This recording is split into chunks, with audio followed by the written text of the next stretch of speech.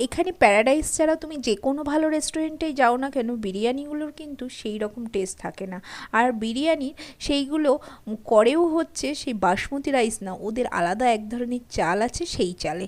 তাতে টেস্ট গন্ধ কোনো কিছুই আসে না, খেতেও ভালো লাগে না। আমরা কলকাতা স্টাইলের বিরিয়ানি খেয়ে এসেছি, এই সব কি ভালো লাগে? আর একমাত্র প্যারাডাইসের বিরিয়ানি ভালো লাগে, কিন্তু সবসময় প্যারাডাইসে যাওয়া সম্ভবও হয় না।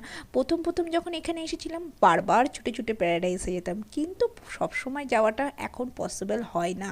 তাই ভাবলাম যে না, অগত্যা বাড়িতে বানানোই ট্রাই করি। প্রথম প্রথম অনেকবার অসফল হয়েছি, তারপরে আস্তে আস্তে আস্তে আস্তে এতে সফল হয়েছি। আর এই যে বিরিয়ানির আলুর সাথে চিকেন আর তার সাথে স্যালাড, এটা দিয়ে কিন্তু খেতে দারুণ লাগে। আর এই যে রায়তা দিয়ে খাওয়া, আমি এখানে এসেই শিখেছি। আর এই রায়তা দিয়ে একটু আলু দিয়ে আর চিকেন দিয়ে খেতে দারুণ লাগে, তোমরাও একবার ট্রাই করো।